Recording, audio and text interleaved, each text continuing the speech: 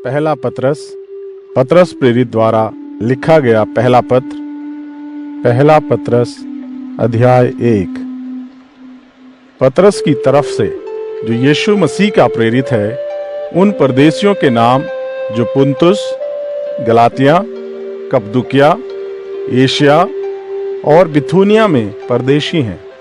परमेश्वर पिता तुम्हें बहुत पहले ही से जानते थे और उन्होंने दूसरे लोगों से तुमको अलग किया है, इसलिए तुमने उनकी बात मानी और यीशु मसीह के खून से तुम शुद्ध किए जा चुके हो। परमेश्वर की ढेर सी कृपा और शांति तुम्हें मिले।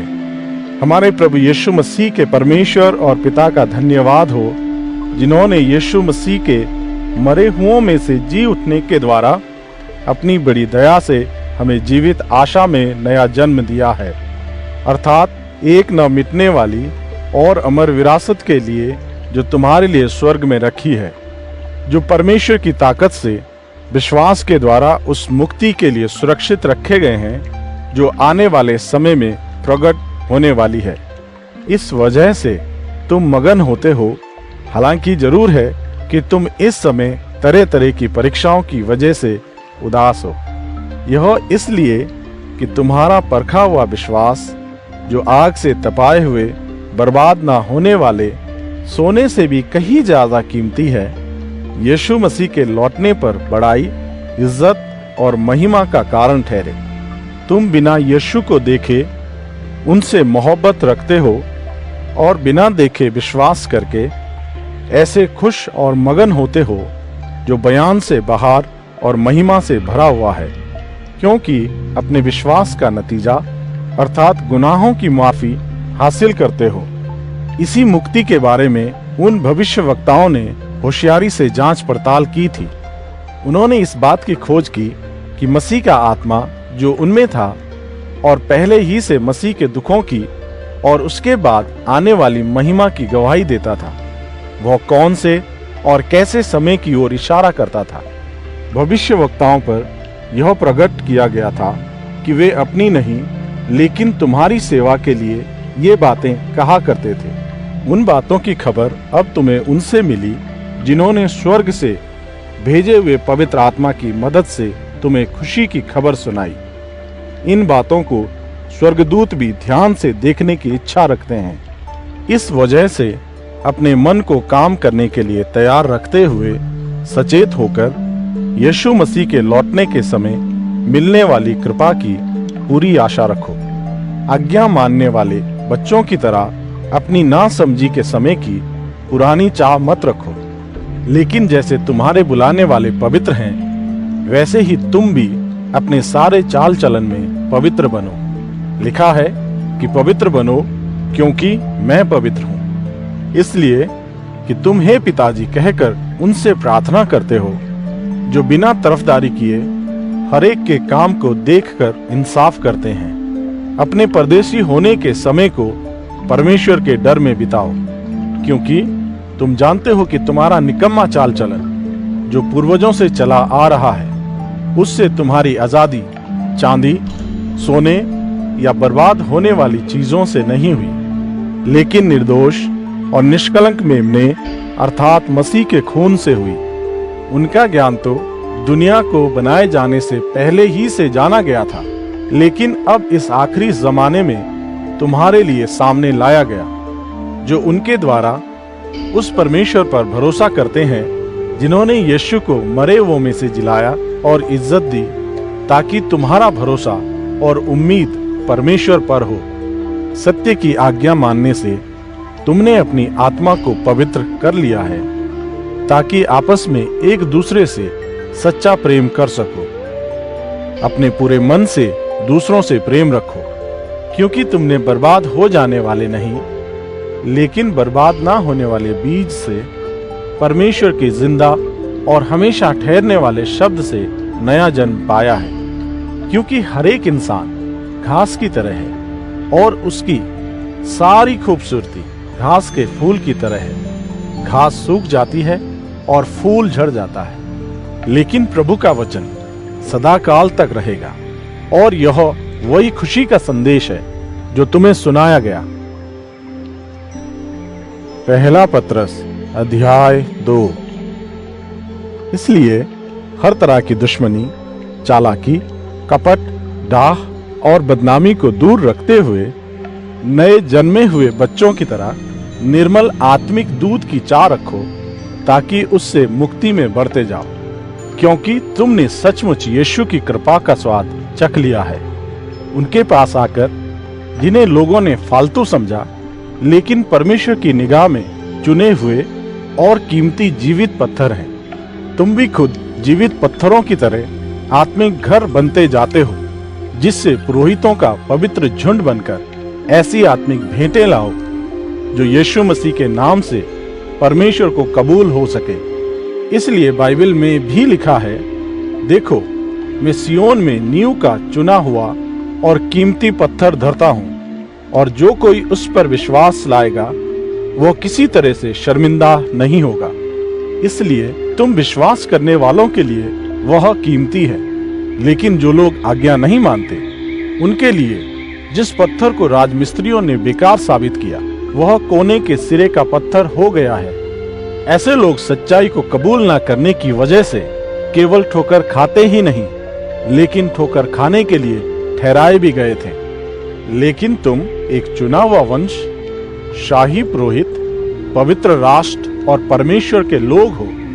इसलिए जिसने तुम्हें अंधेरे में से अपनी अनोखी रोशनी में न्योता दिया है, उनकी अच्छाइयां दिखलाओ।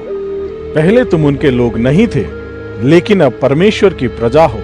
तुम पर दया नहीं हुई थी, लेकिन अब हुई है। हे प्रियो, मैं तुमसे निवेदन करता हूँ कि तुम अपने आप को परदेशी और मुसाफिर समझकर उन दुनियावी अभिलाषाओं से, जो आत्मा से युद्ध करती हैं, बचे रहो। दूसरे लोगों के बीच तुम्हारा चाल चलन अच्छा हो, इसलिए कि जिन बातों में वे तुम्हें बुरा समझकर बदनाम करते हैं, तुम्हारे भले कामों की वजह से कृपा दृष्टि के दिन परमेश्वर की बड़ाई करें। यीशु की खातिर नागरिकों के लिए बनाए गए हर इंतजाम के अधीन रहो। राजा के अधीन इसलिए कि वह सबके ऊपर शासन करता है। अधिकारियों के अधीन इसलिए क्योंकि वे गलत करने वालों को सजा देने और सही करने वालों को सम्मानित करने के लिए परमेश्वर द्वारा ठहराए गए हैं। परमेश्वर की इच्छा यह है कि तुम भले काम करने से बेअक्ल लोगों की अज्ञानता की हरकतों को बंद कर दो। अपने आप को आजाद जानो, लेकिन अपनी इस आजादी को बुराई के लिए आड़ ना बनाओ, और अपने आप को परमेश्वर के सेवक समझकर रहो। सबकी इज्जत करो, भाई बहनों से प्यार रखो, परमेश्वर से डरो और राजा को सम्मान दो। हे सेवकों, पूरे आदर के साथ अपने स्वामियों के अधीन रहो, ना सिर्फ भले और नम्र लोगों के, लेकिन निर्दयी लोगों के भी। अगर कोई परमेश्वर का ध्यान रखते हुए बेइंसाफी की वजह से दुख उठाता है, तो यह बड़ी प्रशंसा की बात है। क्योंकि अगर तुमने अपराध करके घूंसे खाए और धीरज धरा, तो इसमें कौन सी बड़ी बात। लेकिन यदि भला काम करके दुख उठाते हो और धीरज धरते हो, तो इससे परमेश्वर को खुशी होती है। तुम ऐसे जीवन के लिए बुलाए भी गए हो, क्योंकि मसीह भी तुम्हारे लिए दुख उठाकर तुम्हारे सामने एक नमूना छोड़ गए हैं कि तुम उनकी तरह बनो। यीशु ने ना कोई गुनाह किया और ना ही उनके मुंह से छल की कोई बात निकली। उन्होंने गाली सुनकर गाली नहीं दी और दुख उठाकर किसी को भी धमकी नहीं दी। उन्होंने बिना तरफदारी के इंसाफ करने वाले परमेश्वर के हाथों में सब कुछ सुपुर्द कर दिया। वो खुद ही हमारे गुनाहों को अपनी देह पर लिए क्रूस पर चढ़ गए, जिससे हम उन गुनाहों से किनारा करके अच्छे कामों के लिए जिएं। उनके घायल किए जाने की वजह से परमेश्वर के साथ तुम्हारा रिश्ता सुधर चुका है। पहले तुम भटकी हुई भेड़ों की तरह थे, लेकिन अब अपने प्राणों के चरवाहे और देखरेख करने वाले के पास वापस आ चुके हो। पहला पत्रस अध्याय 3। हे पत्नियों, इसी तरह तुम भी अपने पति के अधिकार को स्वीकार करो, उनके भी जो परमेश्वर को मानने के लिए तैयार नहीं हैं। तुम्हारे बिना कुछ कहे, सिर्फ तुम्हारे चाल चलन ही से वे यीशु को मानने वाले हो जाएंगे। बाहरी खूबसूरती के बारे में ज्यादा मत सोचो, जो तरह तरह के बालों के स्टाइल, महंगे जेवरात और सुंदर कपड़ों से आती हैं। शांत स्वभाव की एक भीतरी खूबसूरती है जो परमेश्वर की निगाह में बहुत कीमती है। वही तुम्हारी पहचान होनी चाहिए। पुराने समयों में परमेश्वर से प्यार करने वाली महिलाएं इसी तरह से अपने आप को संवारती थी। वे परमेश्वर पर भरोसा रखती और पति की अधीनता में रहा करती थी। उदाहरण के लिए सारा अब्राहम को मेरे मालिक कहकर बुलाया करती थी। अगर तुम उसी की तरह वही करो जो ठीक है और किसी बात से भयभीत ना हो तो उसी की बेटियां ठहरोगी। इसी तरह से तुम पतियों अपनी पत्नियों की इज्जत करो, उसके साथ समझदारी के साथ पेश आओ। वो कमजोर हो सकती हैं, लेकिन तुम दोनों परमेश्वर के नए जीवन के वरदान में बराबरी के साथी हो। ऐसा करने से तुम्हारी प्रार्थनाओं के उत्तर में रुकावट नहीं आएगी। निचोड़ की बात यह है कि तुम सभी को एक मन, सहानुभूति और प्यार से भरा, दयालु और नम्र होना चाहिए। बुराई के बदले बुराई और बेइज्जती के बदले बेइज्जती ना करो, लेकिन आशीर्वाद दो, क्योंकि ऐसी ही तुम्हारी बुलाहट है और तभी तुम आशीष पाओगे। क्योंकि जो अपनी भलाई की सोचता है और अच्छे दिन देखना चाहता है, उसे चाहिए कि वह अपनी जीभ को बुराई और होठों को झूठ से बचाए। उसे दुष्टता से मुड़कर भला करना चाहिए। उसे दूसरों के साथ मेल से रहना चाहिए, इसलिए कि यीशु मसीह की आंखें माफ किए हुए लोगों और उनके कान उनकी दुआओं की तरफ लगे रहते हैं। बुरा करने वाले लोगों से वह अपना मुंह मोड़ लेते हैं। अगर तुम सही और भला करने का मन बना चुके हो तो कौन तुम्हारा कुछ बिगाड़ सकता है।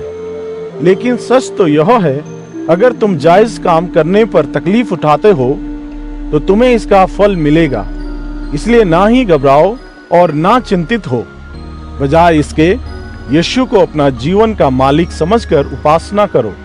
अगर कोई तुमसे तुम्हारी उम्मीद के बारे में पूछे तो उसे समझाने के लिए हमेशा तैयार रहो, लेकिन यह भी इज्जत, दीनता और शुद्ध विवेक के साथ करना, ताकि जो लोग तुम्हारे मसीह चाल चलन की खिलाफत करते हैं तुम पर आरोप लगाते समय शर्मिंदगी महसूस करें। यदि परमेश्वर को यह मंजूर है तो हम सही काम करें और तकलीफ उठाएं, बजाय इसके कि गलत करने की सजा पाएं। क्योंकि बेगुनाह यीशु मसीह ने भी हमारे गुनाहों के लिए एक बार दुख उठाया, ताकि परमेश्वर के खिलाफ बलवा करने वालों के साथ परमेश्वर का मेल हो सके। उन्होंने देह में तो मौत सह ली, परंतु पवित्र आत्मा से जिलाए गए। तभी उन्होंने जाकर न्यायिक हिरासत में बंद आत्माओं को खुशी की खबर सुनाई। नूह के जहाज बनाए जाने के समय परमेश्वर इन्हीं अनाज्ञाकारियों का इंतजार करते रहे थे कि वे अपना मन बदलें, लेकिन ऐसा नहीं हुआ और जल प्रलय के बाद केवल 8 ही लोग बच पाए। यह बपतिस्मे की तरफ इशारा है, जो खुद मुक्ति पाने को दिखाता है। यह देह की गंदगी साफ नहीं करता है, लेकिन यह परमेश्वर के आगे शुद्ध विवेक की अपील है। यीशु मसीह के मरे हुओं में से जी उठने की वजह से, जो स्वर्ग पहुंचकर परमेश्वर के साथ सारे अधिकार के साथ विराजमान है, स्वर्गदूत, प्रधानताएं एवं ताकतें उनके अधीन हैं। पहला पत्रस अध्याय 4। इसलिए जबकि मसीह ने देह में होकर दुख उठाया, तो तुम भी इसी रवैये को हथियार की तरह ले लो।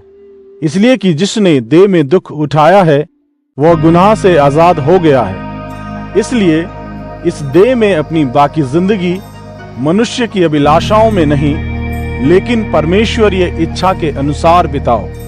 क्योंकि दुनियावी लोगों की शैली, जैसे कामुकता, पियक्कड़पन, रंगरेलियां, मदपान गोष्ठियां तथा घृणित मूर्ति पूजा में जो तुमने समय गंवाया, वही बहुत हुआ। इन सब बातों में उनको आश्चर्य होता है कि तुम ऐसे भारी बुरे कामों में अब उनका साथ नहीं देते हो। इसलिए वे तुम्हारी निंदा करते हैं। लेकिन यीशु जो जीवित और मरे हुओं का न्याय करेंगे, उन्हीं यीशु के सामने उन लोगों को अपनी करनी का हिसाब देना पड़ेगा, क्योंकि मर चुके लोगों को भी खुशी की खबर इसलिए सुनाई गई ताकि देह में तो उनका न्याय मनुष्यों के अनुसार हो, लेकिन आत्मा में वे परमेश्वर के मुताबिक जिएं। सब कुछ जल्दी खत्म होने वाला है, इसलिए समझदार होकर प्रार्थना में लगे रहो। प्रेम अनगिनत गुनाहों को ढांप देता है, इसलिए एक दूसरे से प्रेम रखना सबसे बड़ी बात होगी। एक दूसरे की पहुनाई बिना कुड़कुड़ाए करो। जिसको जो वरदान मिला है वह उसे परमेश्वर की तरह तरह की कृपा के भले भंडारियों के समान एक दूसरे की सेवा में लगाए। जिसको सिखाने का काम मिला है वो ऐसा बोले जैसे कि परमेश्वर ही उसके माध्यम से बोल रहे हैं। यदि तुम्हें दूसरों की मदद करने की योग्यता मिली है तो परमेश्वर से प्राप्त सारी शक्ति से ऐसा करो, तब यीशु मसीह के द्वारा परमेश्वर को हर बात में प्रशंसा और सम्मान मिलेगा। सारी महिमा और अधिकार उन्हीं का है। ऐसा ही हो। प्रियो, दुख रूपी अग्नि परीक्षा जिसमें से होकर तुम्हें जाना पड़ रहा है, उसके कारण यह समझकर आश्चर्यचकित ना हो कि तुम्हारे साथ कुछ अजीब बातें हो रही हैं। इसके बजाय तुम्हें खुश होना चाहिए, क्योंकि इन मुश्किल परिस्थितियों में से गुजरने से तुम मसीह के साथ उनके दुखों में हिस्सेदार बनोगे। बाद में सारी दुनिया के सामने उनकी अनोखी महिमा के प्रकट होने पर तुम्हें बड़ी खुशी होगी। यदि यीशु मसीह के कहलाए जाने की वजह से तुम्हें शर्मिंदा किया जाए तो खुश होना, क्योंकि महिमा का आत्मा जो परमेश्वर का आत्मा है तुम में रहता है।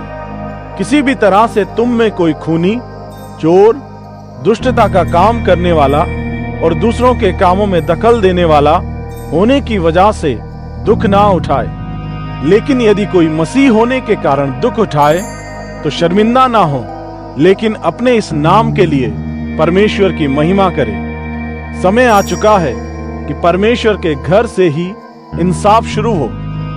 इसलिए अगर इंसाफ की शुरुआत ही हमसे होगी तो उन लोगों का क्या होगा जिन्होंने परमेश्वर के सुसमाचार को नहीं अपनाया।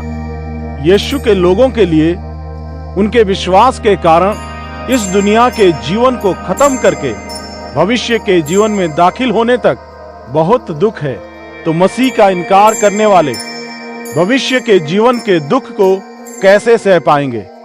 इसलिए वे भी जो परमेश्वर की इच्छा अनुसार दुख उठाते हैं, सही चाल चलते हुए अपने आप को विश्वास योग्य सृजनहार के सुपुर्द कर दें। पहला पत्रस अध्याय 5। तुम्हारे यहाँ के बुजुर्ग अगुओं के समान मैं भी मसीह की पीड़ाओं का गवाह रहा हूँ और आने वाली महिमा का भी हिस्सेदार हूँ। तुम्हारे अगुओं को दिलासा दिलाना चाहता हूँ कि वहाँ के परमेश्वर के लोगों की रखवाली करो। यह भी इसलिए नहीं करना है या इससे कुछ आमदनी हो जाएगी, लेकिन परमेश्वर के मार्गदर्शन में खुशी से।